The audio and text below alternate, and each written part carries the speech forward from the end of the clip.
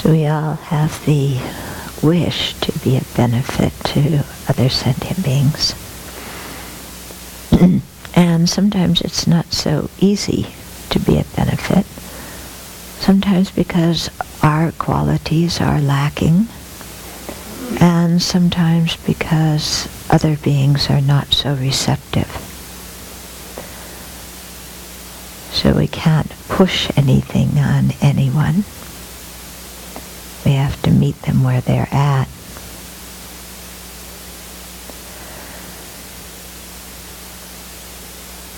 So I find it very helpful to remember that all these sentient beings have been my parents in previous lives and have been kind to me. And so of course I want to repay that kindness. But when somebody isn't open or receptive, I just leave it for the time being and focus on helping the people who are eager to receive whatever I have to offer.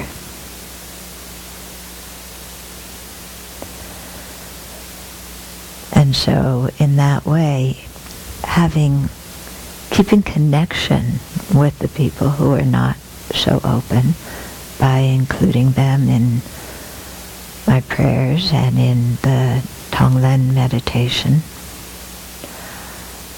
but also being more practical and focusing on areas where there's a real chance of being of benefit. But the motivation remains the same in terms of having that long-term perspective of wanting to improve my own mind, purify my own mind, so that it can become a fully awakened mind, and thereby have more ability from my side to be of great benefit. More ability and also fewer obstacles from my own side. And so holding that long-term view enables us to act in the world according to what the circumstance is, without getting frustrated or depressed, but always keeping a positive attitude towards others.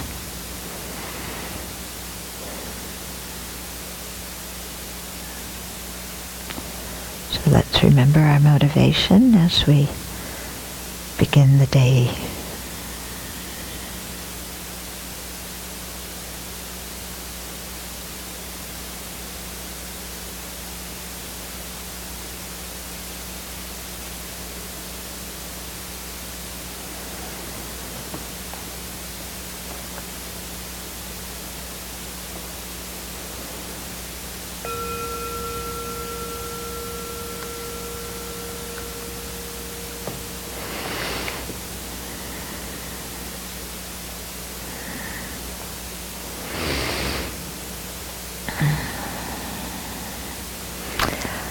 So, I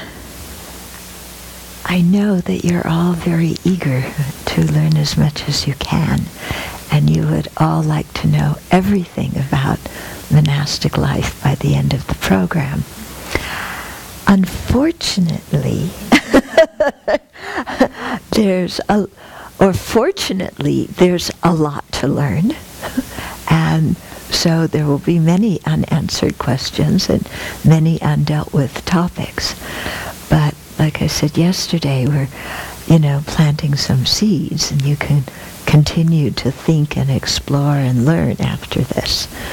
Okay, this isn't the be-all and end-all where you have to know everything and make a decision at the end. This is one step in what you're doing.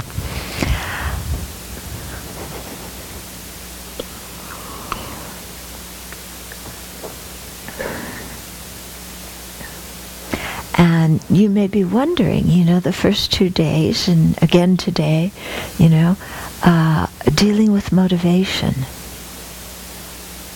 Why did we come to the Course? Why did the Buddha practice? What were the conditions in our life that turned us towards Dharma practice? And so you may be wondering, why all this talk about motivation? I want to learn what the precepts are, and, I want to learn this and that and the other thing. It's because our motivation is the key to taking the ordination, if you can cultivate a really good motivation beforehand, then it eliminates a lot of obstacles afterwards. And I say this because many people are focused on that day of ordination. I want to be ordained. And their mind looks, the furthest out their mind looks is to that day of ordination. Now I'm ordained. Look at me. My life has changed. I've attained my goal. But they have never thought about, how do I keep the precepts after I've taken them? Because their mind has been so focused on wanting the precepts that they never think, how do I keep them afterwards? How do I maintain a monastic mind and maintain a motivation, to continue to be ordained after the day of the ordination? So I always tell people, taking the ordination is fairly easy. Keeping it afterwards is where you really have to work. And so that's the importance of the motivation, and why I keep coming back to that again and again and again. You may think ad nauseum, but, well, okay. But it really serves a purpose, because if you can have a long-term motivation that is focused on full awakening, and you know for sure that this is the best thing you can do in your life, is to go towards that aim, then you will have the fortitude and the joyous effort to keep going towards that goal, no matter what things you encounter in your life. If you don't have a strong motivation for full awakening, then as soon as obstacles come, and obstacles definitely will come, then we freak out and we don't know what to do. And instead of realizing that the problems come from our mind and our afflictions, we then think the problems come from the ordination, or the problems come from our teacher, or the problems come from whoever it was who did what they did. And then we get discouraged, we get frustrated, we say the whole thing's useless, we give back the precepts, and then, go back to our usual strategies of how to, deal with stress and unhappiness. And what are our usual strategies for dealing with stress and unhappiness? What do? We look for distraction. And we have a variety of distractions. We've touched briefly on some of them, drinking, smoking, taking drugs, sleeping around, going shopping, complete immersement in video games or in the internet, buying a red sports car. Gambling, overeating, undereating.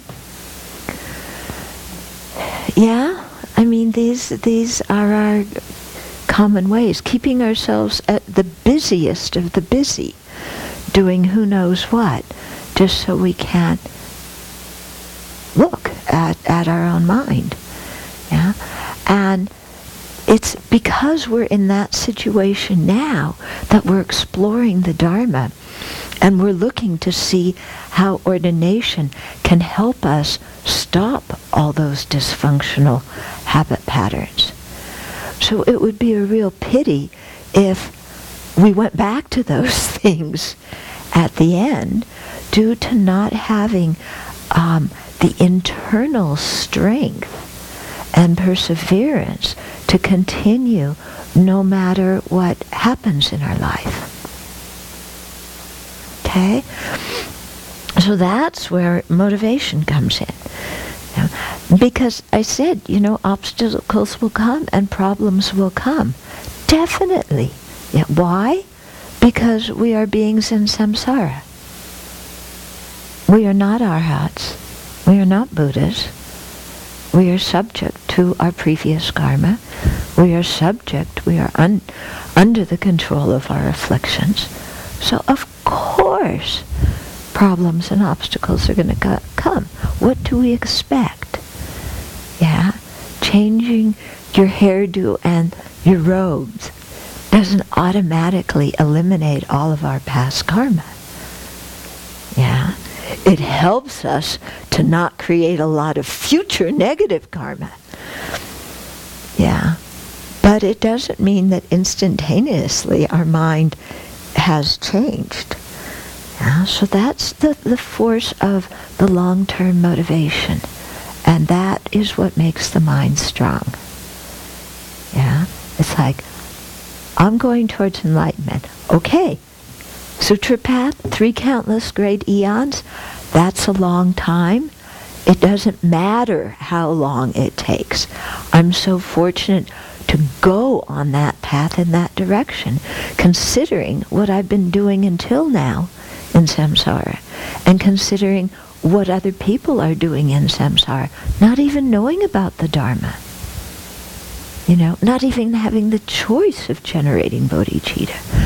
But how fortunate I am that I've heard about the Dharma. I've heard that it's possible to purify the mind. I heard that we all have the Buddha potential.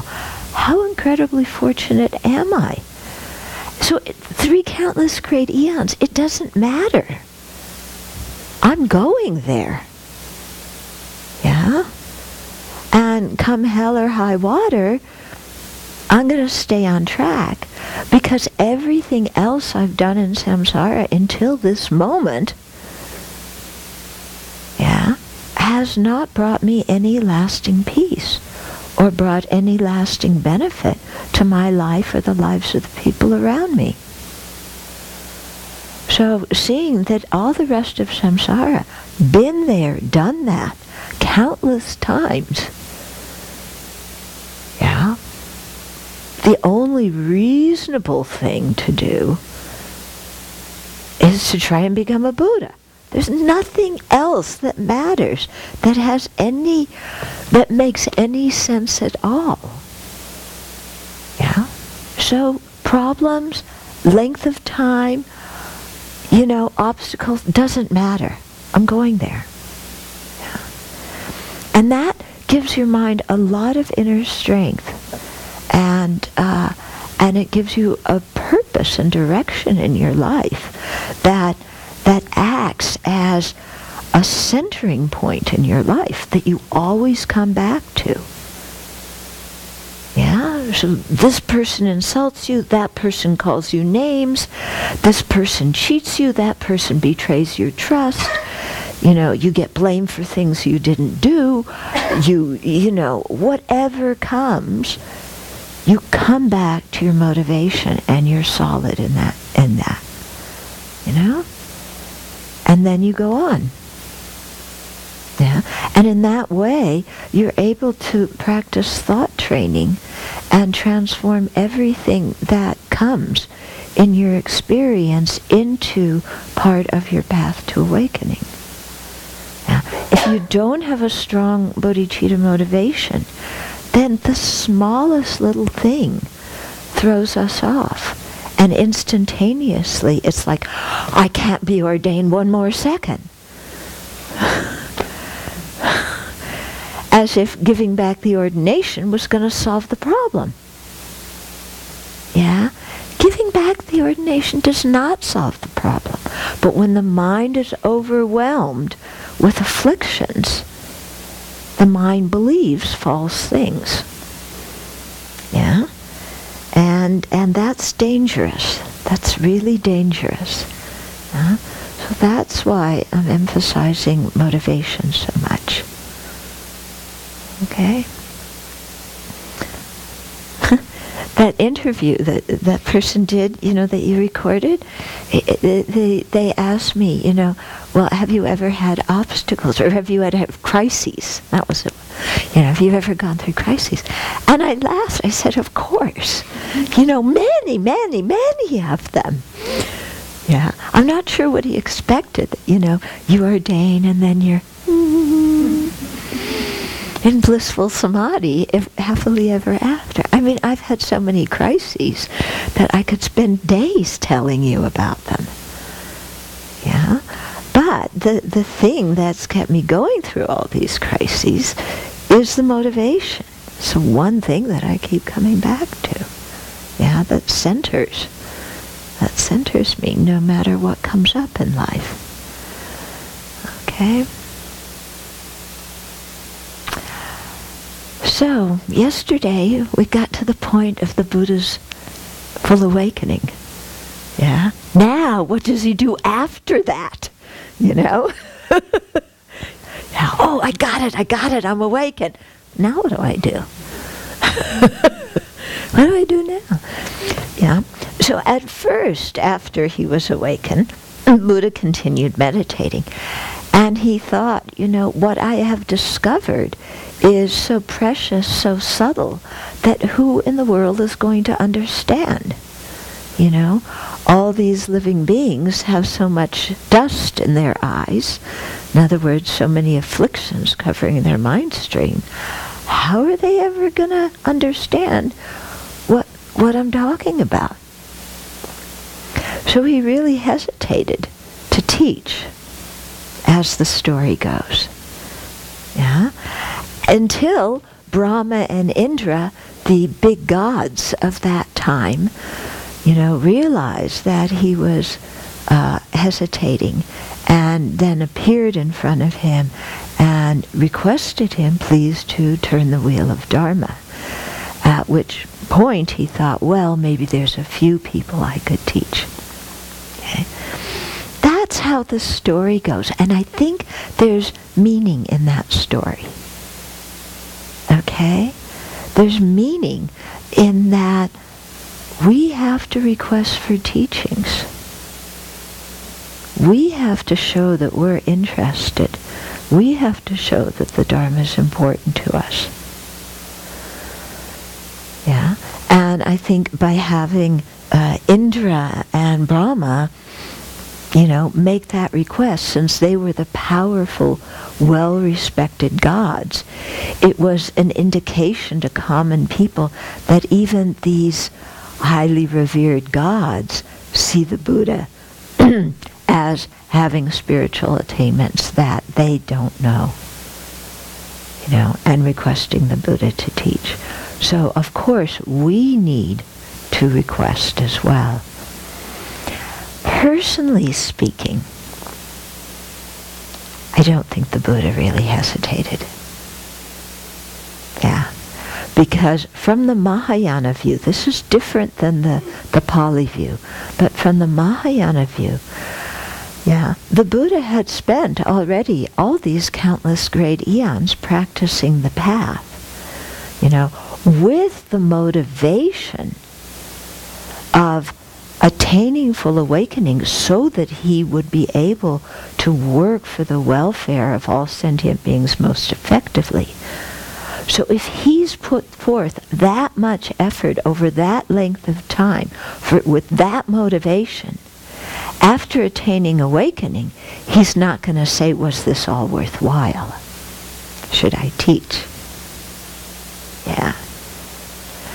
Because he's going to know already. I mean, that's why he did this. Of course he's going to teach. Of course he's going to manifest in innumerable forms for the benefit of sentient beings. Yeah. Of course. However, for us to be receptive to the teachings, for us to be receptive to the different ways that the Buddha manifests, we have to request. We have to have a sincere motivation. Yeah? So this whole thing of him hesitating was a big teaching for those of us, for us. And it doesn't mean the Buddha made a mistake, that he had to be talked into teaching. Nobody ever says that, simply because he hesitated at first. Okay? So then he thought, well, who shall I teach? And the first people that popped into his mind were his two previous teachers. But he was able to see with his clairvoyance that they had recently passed away. So they missed the chance. They were so close, death came. They missed the chance. Then he thought again, well, maybe my 5 friends who I practiced the austerities with for 6 years.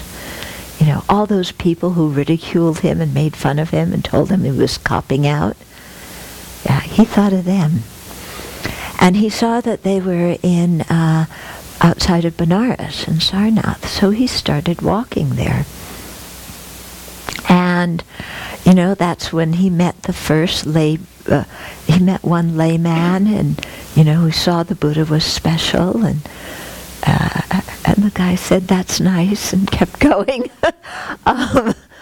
But as he approached his 5 friends, they saw him in the distance.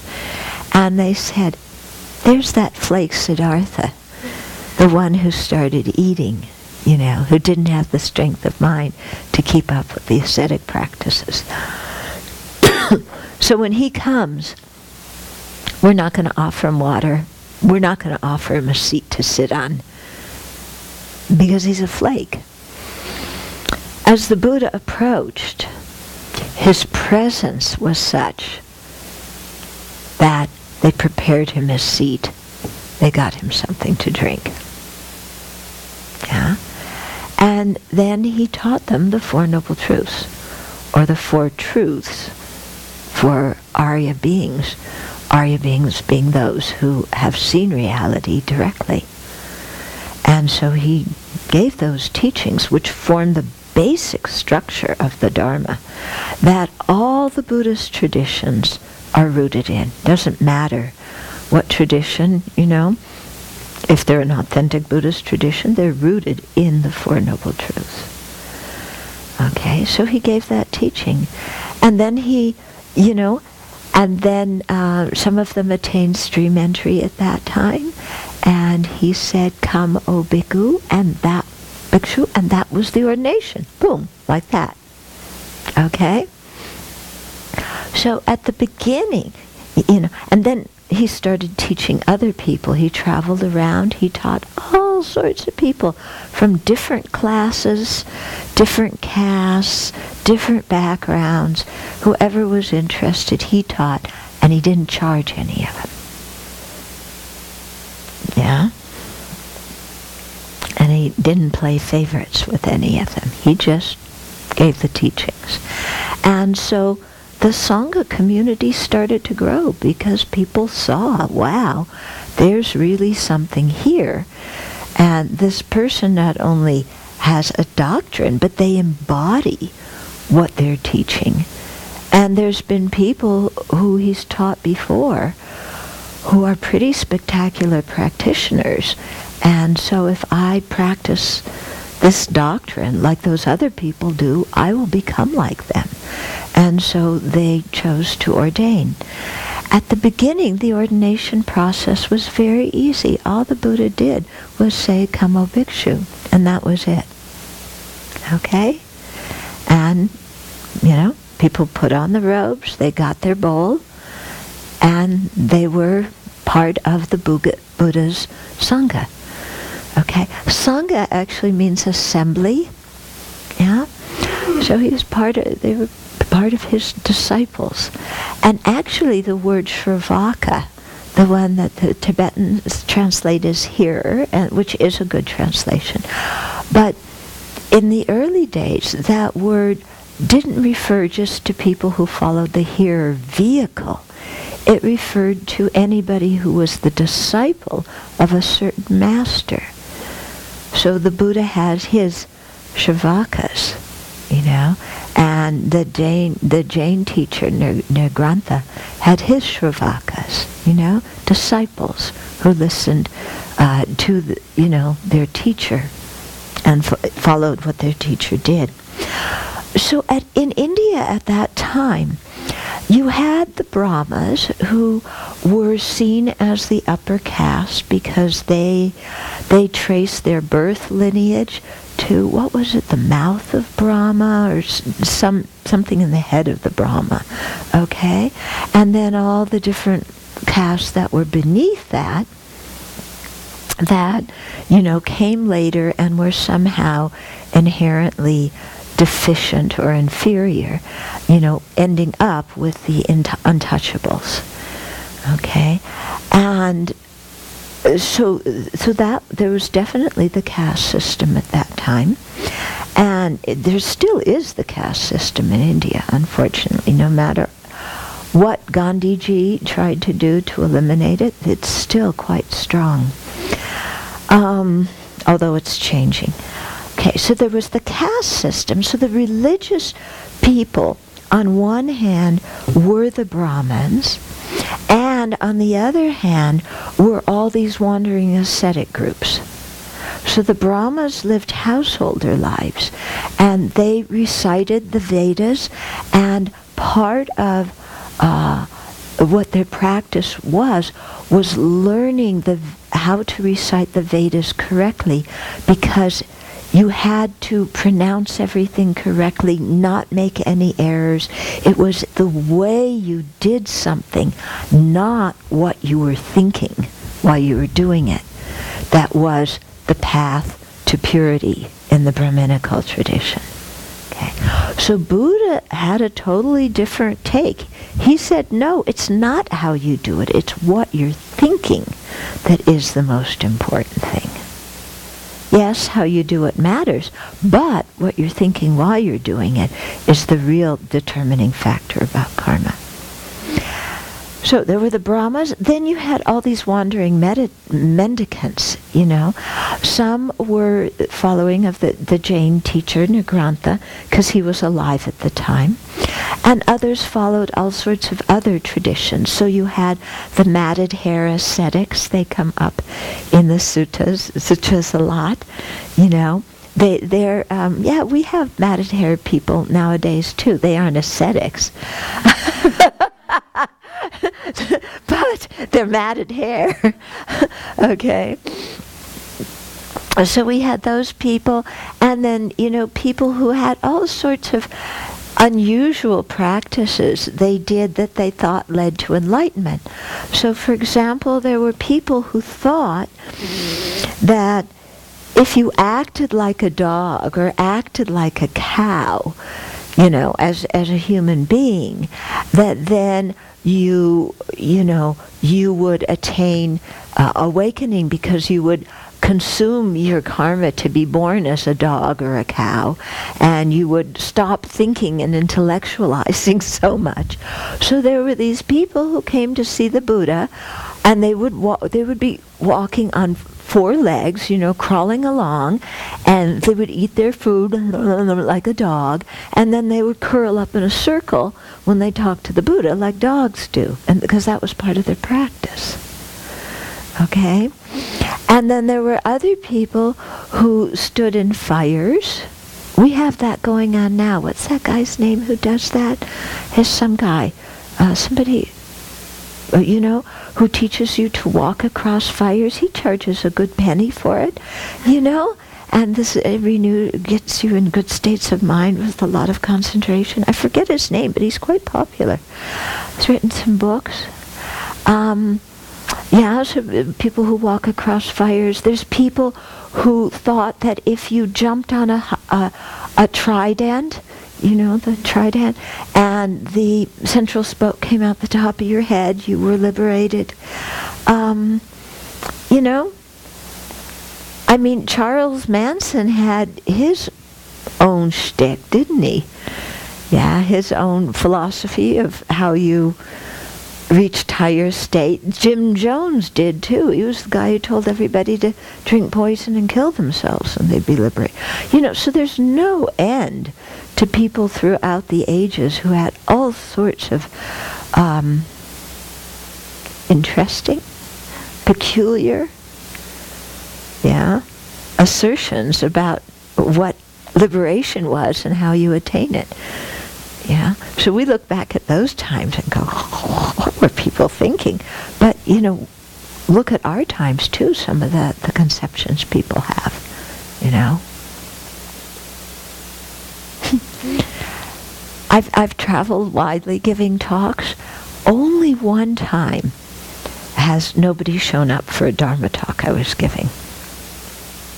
Okay.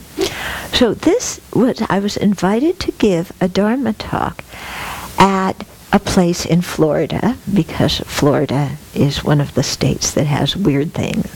I mean, Florida's always in the news for weird things. Weird swamp people. Yeah. So it was in Florida, and it was in one of these stores where, again, they charge you a pretty penny, and you put on you know, these electrode things, caps, and you listen to certain music, you know, different beep, beep, beep, beep, you know, here, different beeps, and they put something on here, you know, that was governed, and different flashes of color and lights and stuff, and you sat back in a chair hooked up like this, and it did something, I don't know, to your beta waves, your theta waves, something. Yeah. So I went to give the Dharma talk. The shop was full with people in these chairs, you know, because paying whatever they paid to have a spiritual experience and get closer to enlightenment by changing their brain waves. And so nobody came to the Dharma talk. It was the only time. Interesting, huh? Interesting. That was the situation. They offered me, after nobody showed up, to give me a free treatment. Free treatment, you know. Yeah, I declined. Thank you very much. No, I don't think so. Okay, so, you know, the Buddha lived in this milieu where there was a lot of spiritual practice going on. Many different kinds, many different theories, many different paths to enlightenment. The vocabulary in many of these systems were the same. Like I was saying, everybody, all the teachers had Shravakas. They all spoke about moksha, liberation. They all spoke about karma. They all spoke about past and future lives, even though they had different theories about them. Yeah.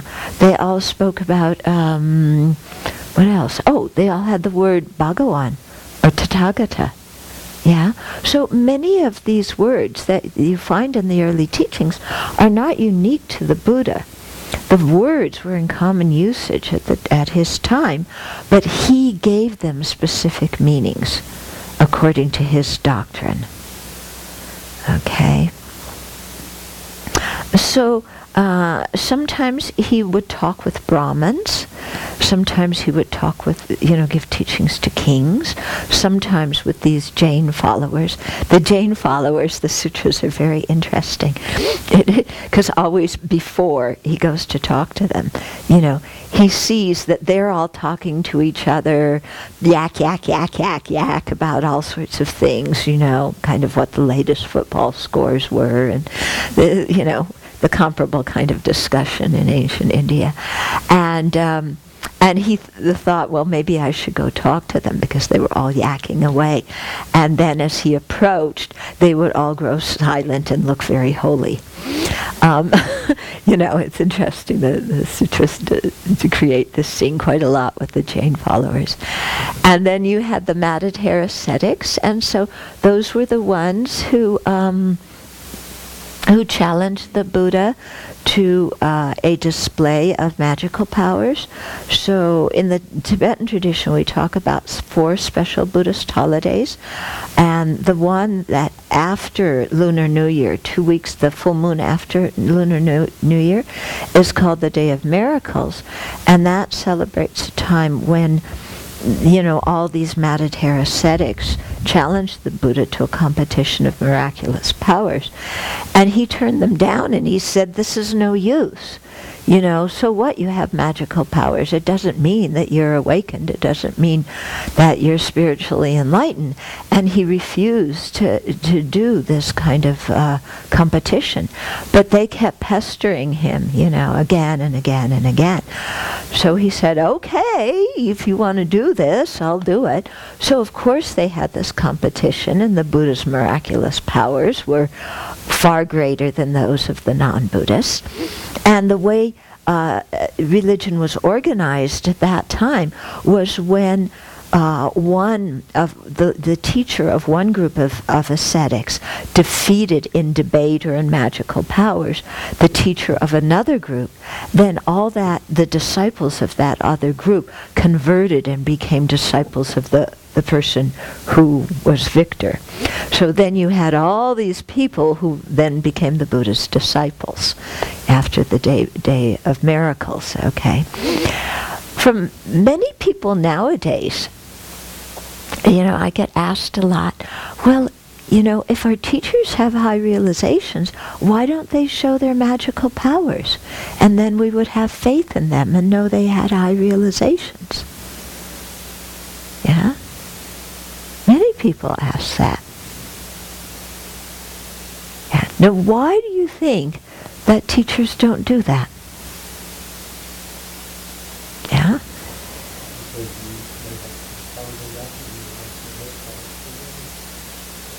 Yeah, it could very well deceive somebody. Those are usually the people who would show their magical powers to try and get more followers because they didn't have a pure motivation. Yeah. Yeah. Gives you really the wrong motivation, because then people think magical powers are the be-all and end-all of the path.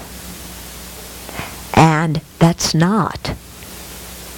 Yeah, that's not. You can have those powers simply from gaining samadhi. You can be a non-Buddhist and have those powers by gaining samadhi. Or some people have some powers simply because of past karma. They haven't even gained samadhi. Yeah? But the Buddha wanted to show, this is not the meaning of practice, or the final goal of practicing the path.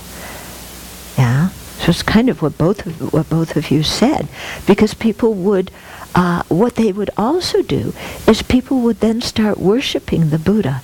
Oh, look, he did this magical power, he did that magical power, he did this, he did that, he's so fantastic. Kind of, remember Sai Baba? Yeah, and how people worshipped him. He could do all these things. But for the Buddha, he didn't want people to worship him. He wanted people to transform their minds. And if people got stuck in this thing of just, oh, look how great he is, and worshiping him, they wouldn't practice the teachings that he was teaching. Yeah? And we see this kind of mental state,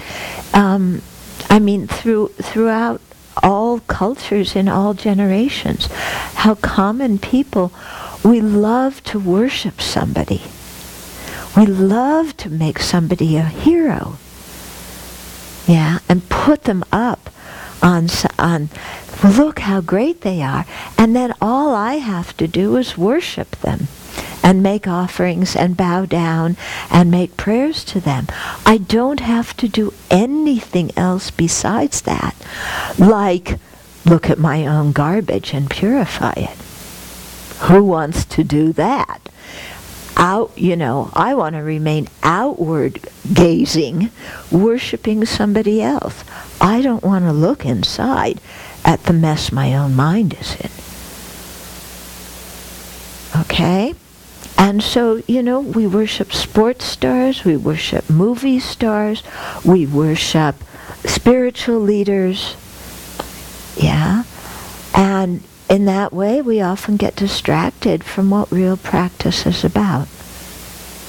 And that's a pity, and that's not what the Buddha wanted, And that's why His Holiness, the Dalai Lama, is always repeatedly saying to the Tibetans, prayer is not sufficient. You're not going to get enlightened by prayer. Yeah? Prayer helps your mind to direct it in the right direction. But that alone isn't going to get you awakening. So actually this is one point I wanted to cultivate for those of you who were here for Dogmala's teachings. Yeah, she used to say pray a lot, pray, pray, pray. She meant practice. Yeah, it was due to her English that she used that familiar word, but she meant practice. Okay. And you can see by her example how she practiced too, even in the blood bank. Doing mantras and so on. So, okay. So, this is what's important, is for us to really transform our mind. And that was, a heavy thing that the Buddha really stressed. Lots of things happened as the Buddha was teaching. About 6 years after the founding of the Bhikshu order, he went back to Kapilavastu, and this was the time when he taught his family, and there's a story that Yasudhara, his ex-wife, brought the child Rahula to him and told Rahula, who was 6 or 7 at that time, ask your father for your inheritance. And so Rahula did, and of course, what's the inheritance that the Buddha wanted to give him? It was the Dharma. Yeah. And so Rahula, I don't know if he ordained at that time or later, but he wound up becoming a monk. Okay. Also at that time, Mahaprajapati, the Buddha's stepmother, who raised him when he was young, went and requested ordination for women. And as the story goes, I don't know if the story's accurate, but as it goes, is the Buddha said, don't ask that. He just said, don't ask that. So she requested 3 times. He said, don't ask that. And then he went off and, with his whole retinue of bhikshus, and he was wandering through northern India. And it's interesting, most Vinayas say that the next scene takes place at Vasali, but the Dharmaguptaka has it at Sravasti, doesn't it? Yeah? It's quite interesting. So, imagine this. There's Mahaprajapati. She's got to be 60, 70 years old at that time, which was really old. Yeah, really old at that time. No, more like 70, I would say. And she is very determined, and there's 500 Shakya women, which means a whole lot of them, who also really wanted to become nuns. So they did the unheard of. Yeah, because remember, in ancient India, women were under their fathers, under their husbands, and then under their sons. They were regarded as property. Yeah. So they shaved their heads, they put on their robes. Can you imagine that? And then 500 plus did the first women's lib march across northern India. Can you imagine what this must have looked like to the villagers in northern India, having this huge number of women wearing robes and having shaven heads, walking from Kapilavastu to Sravasti or Vasali or whatever, wherever it was. I mean, must have been astounding. Okay, so they arrive, we'll do the Dharmakiptaka version, because also there's differences in the canon about some of the details of this story. And, by the time they arrive there, their feet are worn out, they're covered in dirt, they're exhausted, and Ananda's outside. Ananda is the Buddha's attendant, and the Mahad Prajapati, as the representative, asked to, greets Ananda, and Ananda says, "Hey, what happened to you? You look awful.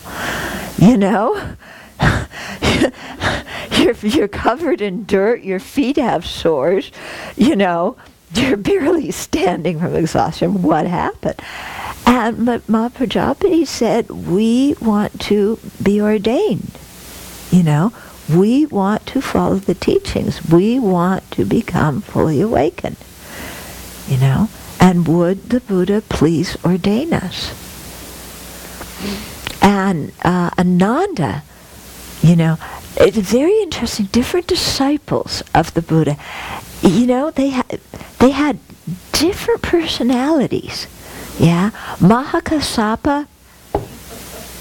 Yeah, he was like this, stern, like that. Yeah, Ananda was like Lama Yeshe, really, just open, receptive, personable, compassionate, So Ananda says, "I'll go talk to the Buddha about it for you." So he goes and he bows down and asks the Buddha, and the Buddha said again, "Don't ask." And then Ananda said, "Well, can women attain enlightenment? Yeah? Are they capable of attaining enlightenment?" And the Buddha said, "Yes." And Ananda said, "Why not then give them the opportunity to be ordained?" And so then the Buddha said, "Okay." And then, as the story goes, Buddha said, "But now the teachings are going to degenerate more quickly because there's women in the Sangha." Okay? So this is an interesting story. Okay, so then, let me finish telling you the story, and then so then Ananda goes back. Oh, and in saying yes to Ananda's request, the Buddha said, "I'm going to set up 8 rules that are never to be transgressed throughout the bhikshuni's life, and if they can accept these rules, then they can be fully ordained." And so he listed these 8. And the one, that everybody goes ballistic over is that a nun, somebody who's been a nun for 100 years, has to bow down and make a seat and greet a monk who was ordained just that day. And then there's other ones like for full ordination, somebody must go before the Bhikshuni Sangha and the Bhikshu Sangha. That when they do the Vasa, the annual retreat, the Bhikshunis have to do it with a Bhikshu Sangha nearby. When they do Pravarana, they have to go to the monks also for the invitation. So there's many things like that, okay, that look like is putting the nuns under the monks, okay. So I'll get into all that in a minute.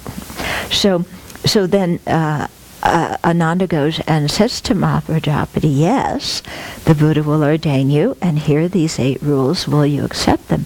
And Mahaprajapati said, "Yes, and we will wear them like ornaments on our head, and we will respect them." And as the story goes, this part I don't think is in the Dharmakiptaka, if I remember correctly. At some point later, the Mahaprajapati goes back and asks the Buddha, "Do the nuns really have to bow to the newly ordained monks?" And the Buddha said, "Yeah, because Mahaprajapati was saying, well, some of the nuns are already arhats. Why do we have to bow to monks who are newbies? Yeah, who don't know any dharma." Yeah. And, the Buddha said, yes, you still have to do that. Okay, so that's how the Bhikshuni order started. Yeah, in that way. And it swiftly grew, not only these 500 Sakya women, but all sorts of other women came and wanted to ordain. Okay, so now, let's look at Indian society at that time, where, like I said, women were regarded as property. Yeah, think of Afghanistan today, how women are treated in Afghanistan. Yeah. So women were regarded as property. Of all the wandering ascetics, of all the Brahmins, the only ones who let women ordain were the Jains and the Buddha. Yeah? So this was revolutionary in ancient Indian culture to let women out of the house. Totally revolutionary. Only those two groups permitted it. Okay? Also, because the monks' order was already established when the nuns' order came about, when it came time for the posada, for the recitation of the precepts, the nuns didn't know how to do it because they were new. So they said to the Buddha, what do we do? The Buddha said, you go and learn from the monks. Yeah, and so it became the custom for the monks to teach the nuns because the nun sangha was formed after the monks' sangha. And so the nuns didn't know how to do all these things that the Buddha had already set up. So it's quite natural that those who came first taught those who came later. Then, in ancient Indian society, any woman who walked alone on a street, any woman who was out of the house, alone, or maybe, alone, was considered to be a prostitute. Yeah, because any respectable woman would never leave her house alone. Yeah, so if she's out alone, she's a prostitute. And so you see, whenever nuns were getting criticized, people always called them licentious women and prostitutes, because that's what they were, typically in ancient Indian culture. So the way to give the Bhikshuni Sangha some legitimacy in the eyes of the lay people was to have the monks be the big brother who supervised them, in the same way that you had in the lay structure of the father, looking after them. So now, these monks were these nuns were the Buddha's nuns. They were the monks took care of the Buddhist nuns. The women, as in Indian structure, had to bow down and everything, if you were married, your husband was your lord. Yeah?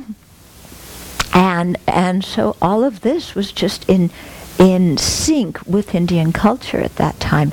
And it was a way to give the Buddhist Bhikshuni order some legitimacy in the eyes of the lay people. Okay? Because it corresponded with their culture. Yeah. Now the question comes, what about now? What about now? Okay? So now you have a lot of different views on this topic. Okay? There's one nun in Taiwan, a very prominent, well-educated nun, who said, we're throwing out the 8 Garu Dharma, just forget them. Forget them. You have scholars who question the authenticity of the 8 Garu Dharmas.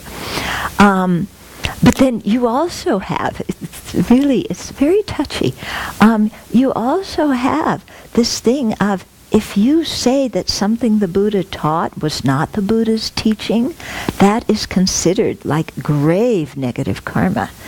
So nobody wants to go around and say the Buddha didn't teach this. Of course, lay scholars will, because they're not Buddhist. Yeah. But if you're a Buddhist, it's really dicey, you know. And I asked one Lama about this before. I said, can we really take that everything is exactly as the Buddha said it in the canon? Because when you look at the 8 Garu Dharmas, there's really some inconsistencies going on here, which I'll talk about in a minute. But this Lama's reply was, no, not everything, you know, was exactly as the Buddha said it. But since we don't know exactly what is and what isn't, we should respect all of it. Okay, just to be on the safe side.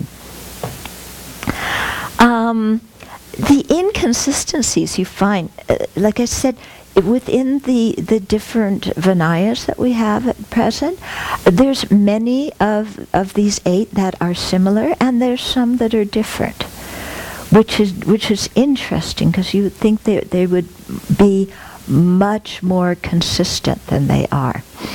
Also, because Mahaprajapati was the very first nun, it's kind of strange that in the 8 Garu Dharmas, the Buddha said any nun who has been ordained, who's a shikshamana, who's had the 2-year training, should go and request the Sangha of nuns and the Sangha of monks to give ordination. Because at that time when he set down that precept, there weren't any shikshamanas. Those are the probation, the training nuns. There weren't any. And there was no Bhikshuni Sangha for the nuns to go and request ordination from. Okay? So, you know, if you use historical analysis, the way the scholars do, you kind of say, well, these are funny kind of points for the Buddha to say in that situation, because he was always so practical in dealing with situations. Okay? Then you also have the fact that of those 8 rules, not all of them are Bhikshuni precepts. Yeah? Because the way that the precepts for the monks and the nuns got established was somebody would misbehave, and then the Buddha would hear about it, and the Buddha would set up a precept. So that's how all the Bhikshu and Bhikshuni precepts were set up. So this is a very unusual circumstance that the Buddha would set up rules without there having been an incident first. It's the only kind of time that he did that, in setting up a precept about not doing something before there was an actual incident. And, you know, not all of those 8, like I said, are Bhikshuni precepts, which is kind of unusual too, because if they were 8 precepts that were never to be, or 8 rules never to be transgressed, you'd think they would also be in the Bhikshuni Pratimoksha, but not all of them are. Anyway, so whatever that means. Yeah. The question is, how do you deal with that now? Yeah. So I'm going to give you my opinion. That is all I'm giving you, is my opinion. Yeah, and you can like it or dislike it, criticize it, love it, I don't care. Okay, my view on this is what the Buddha did corresponded to the culture at his time, corresponded to the fact that the procedures had been set up before there was even a nun sangha, so of course the monks were going to teach the nuns. And my philosophy regarding precepts and all the things in the Vinaya is, what was the Buddha's intention?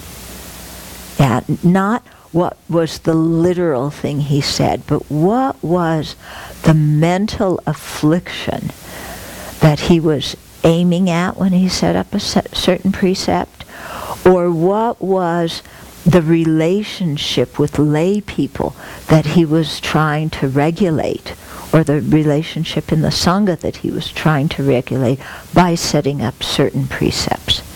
In other words, what lay behind these things?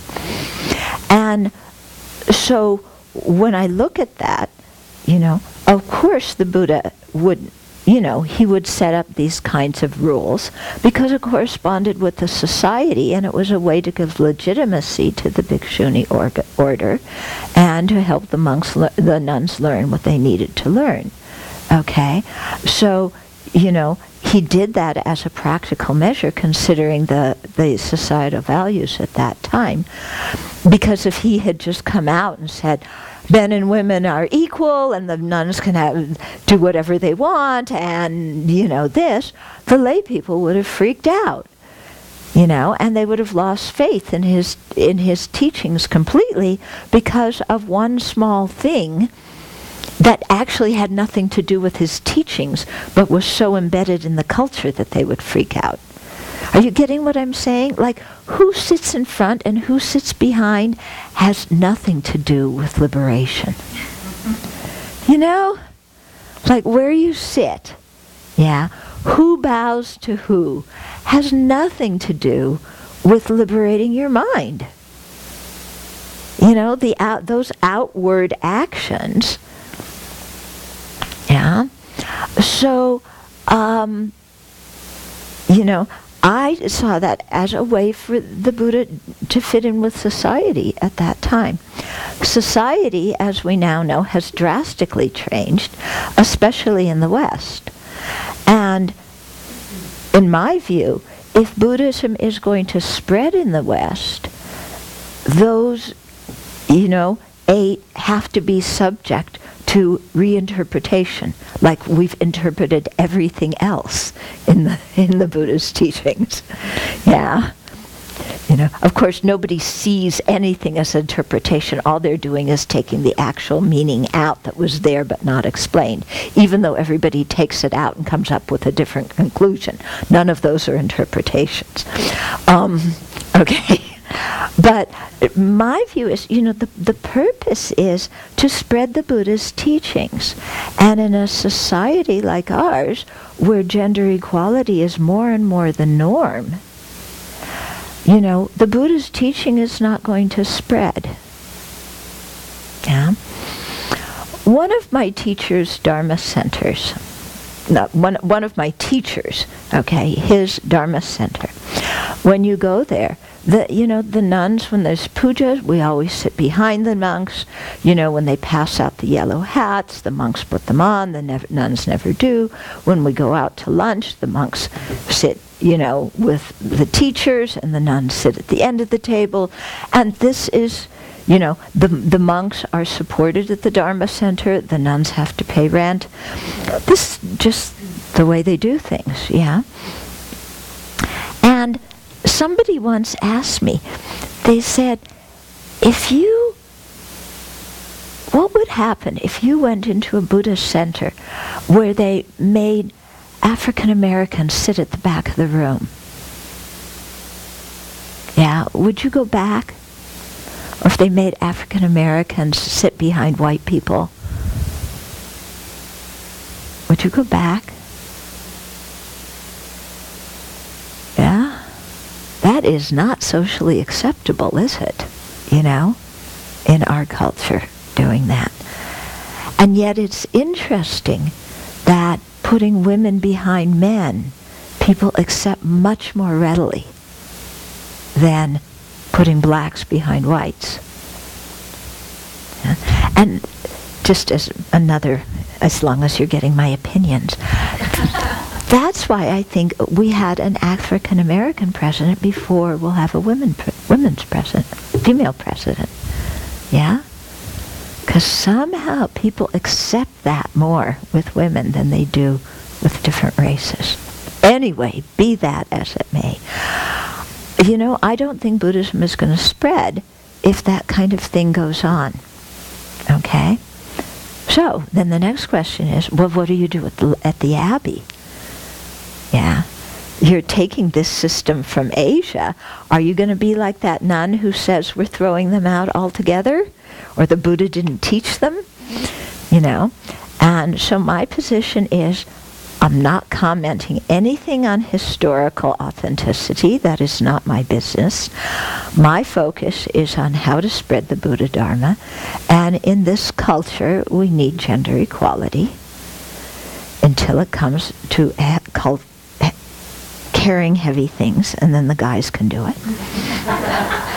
But what we've also realized here at the Abbey is some of the nuns are stronger than the guys who come. It's quite interesting, you know. You have these middle-aged women going out to work in the forest, and the young men are exhausted before we are. Anyway.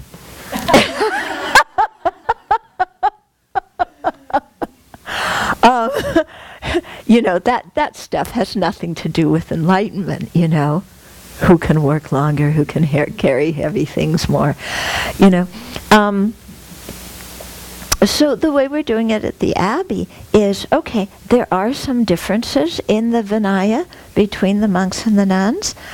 For example, okay, what's a good example?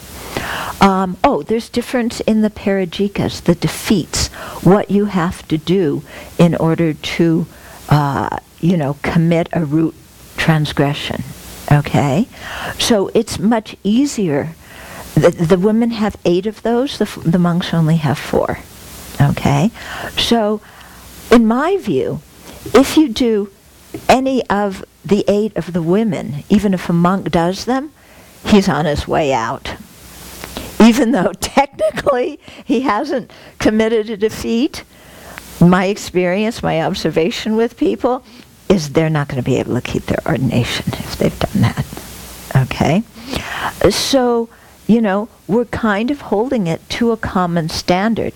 I can't say you're no longer ordained or you committed a parajika because technically speaking a monk hasn't, okay?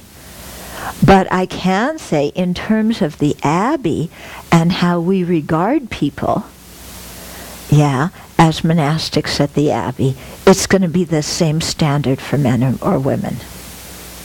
Okay? Another thing is, the women have this shikshamana ordination. It's a 2-year training ordination that prepares you, you know, before you take bhikshuni ordination. The monks don't have that. They can take shramanera and bhikshu the same day, one ordination followed by the next. My experience has been when people do that, it's not good. Yeah, they go too quickly into bhikshu ordination. They aren't stable. They aren't ready for that many precepts. So at the Abbey, you know, everybody, men and women, have the 2-year training period as shramaneras or shramaneris. Okay?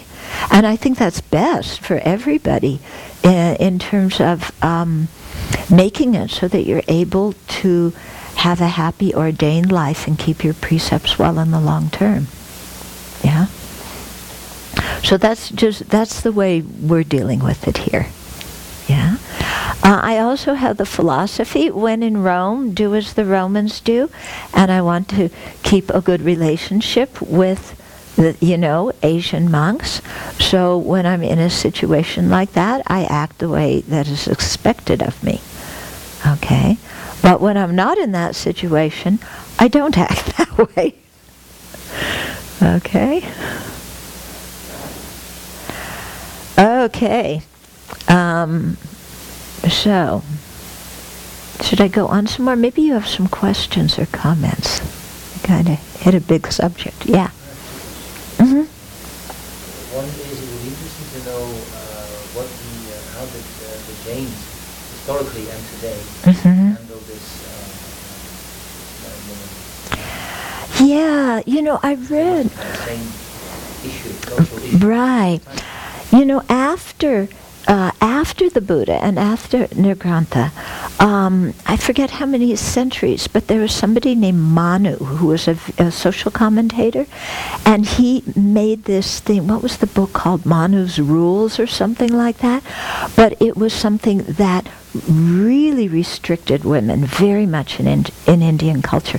It was going backwards. It put more restrictions on women that had been there than the women had at the time of the Buddha, you know, social restrictions.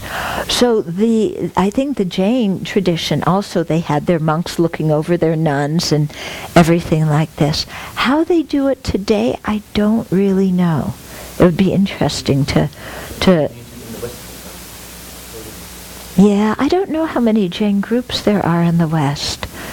Yeah, I mean, there's still ones in India. Yeah, it would be interesting to see. Probably the ones in India are still, because Indian culture is still like that. Yeah. Mm-hmm.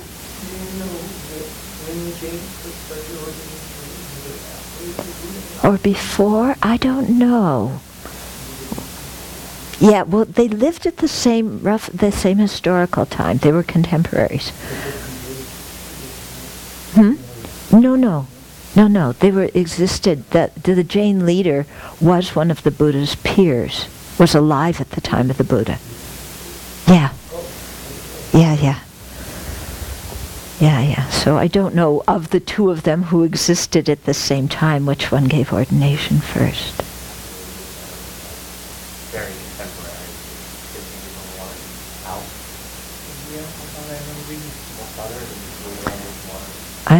I don't know. The Buddha talked to an awful lot of Jains.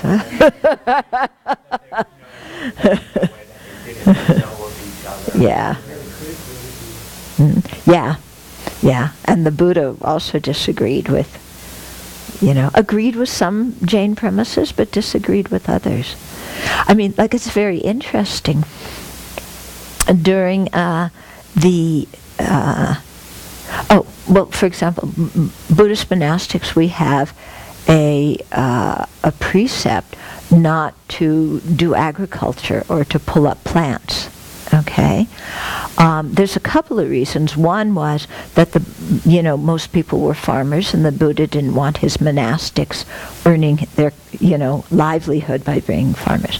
But a second reason was because of the Jains, who thought that plants were sentient beings, and so didn't want his followers to pull plants. Yeah. So there were certain kinds of things where Buddha adapted, to also suit the culture of that time and what the Jains were doing. Mm-hmm. The question was, every precept was based on a concrete misbehavior. Mm-hmm. Does that mean there was a time or a limited that Yes, definitely. That was the next thing I was going to get into. When the Buddha first ordained people, it was "Come, O Bhikshu," there were no precepts. Yeah, it was only after 12 years. The first 12 years there were no precepts. It was only after 12 years, that then, because the Sangha had grown larger and you got all sorts of people in it, that people started misbehaving. Yeah. So you have the 6 naughty monks and the 6 naughty nuns. Yeah. And it's said that because of those, that's how the precepts got established, because they misbehaved. And then the news got back to the Buddha, and the Buddha said, from now on, my disciples may not do this. So the people who did the first action, they still had their ordination. They weren't kicked out. But there was the precept established afterwards. Yeah. So at the beginning there were no precepts, and there are stories, origin stories, for every single precept. The origin stories are not the same in all of the extant Vinayas. Some of them are, some stories are the same, some of them aren't the same. Yeah. But regardless, they all illustrate what the Buddha was thinking at that time.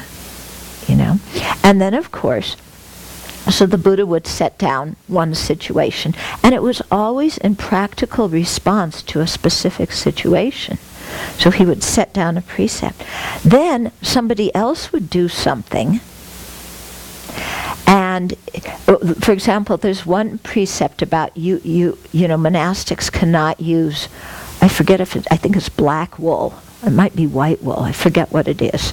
Okay, but you can't use a certain kind of wool, because in that area of India, that kind of wool was very expensive. So you couldn't make your cushions or bedding or anything out of that wool because it was luxurious. When the Dharma had spread, somebody else was in another part of the country where the cheap wool that they were supposed to use was now the expensive wool. So he said, well, I've got to keep that precept. Buddha said, you've got to use this wool. So then, he had the benefactor, pay all this money for the most expensive wool because he thought he was keeping the precept. And then maybe he got a little bit puffed up because he was sitting on the expensive seat. And then the Buddha said, no, when you're here, you use this wool. When you're here, then you use the other wool. Yeah. So in all the precepts, there were subsequent events that happened that made the Buddha revise some of, the meaning of the precept and revise what was considered a transgression and what wasn't. And that was done very much in accordance with the culture of the specific place, the weather, the geography of the place, he adapted it to different situations, And so I think that for me is that's a very important principle to remember, that the Buddha didn't set down, thou shalt not in any situation, It was okay, in certain situations, these certain actions may be permissible. What were these situations? By and large, there's two kinds of actions covered in the precepts.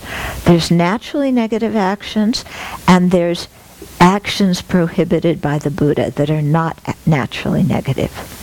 Okay, naturally negative actions are ones like killing, stealing, unwise sexual behavior, lying, that anybody who was a common being who did that would have a bad motivation.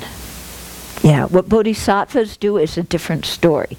But for common beings, pretty certain that anybody who did those actions would have a bad motivation. So just killing by itself is a naturally negative action. But then there's other actions that are not naturally negative. For example, eating at afternoon. That's not a naturally negative action. So, then there's some leeway with that precept. When you're sick, when you've been traveling, when you've gotten caught in the rain, in certain situations, then you can eat in the afternoon. Okay? Because it's something that is not in and of itself, the action was not naturally negative. Okay? So, we should not get into this mind state of, the Buddha made exceptions to everything, so it's all relative, and if you have a good motivation, you can do whatever you want. Wrong. Okay, that is the kind of thinking that leads to the degeneration of the Dharma. And especially people who think, because of bodhisattva vows, or especially because of tantric vows, that gives me the right to transgress the pratimoksha precepts. It doesn't give you any right to do any such thing. And His Holiness says that the people who, with the highest realization of emptiness, are the ones who keep all the precepts the best, because they really understand dependent arising. So you can't just say, it's all empty, there's no good, there's no bad. Because the view of emptiness means that emptiness and dependent arising come to the same point and are complementary and non-contradictory. Which means that karma produces effects. Which means that you have to become even more vigilant about your, if you understand emptiness, you're even more vigilant about your ethical conduct, because you understand much better how those actions as cause lead to different effects. Okay? So, when you're thinking about, when you look at the ones where the rule, there's exceptions made, it's usually the ones where it's, the actions that were proscribed by the Buddha, not the naturally negative actions.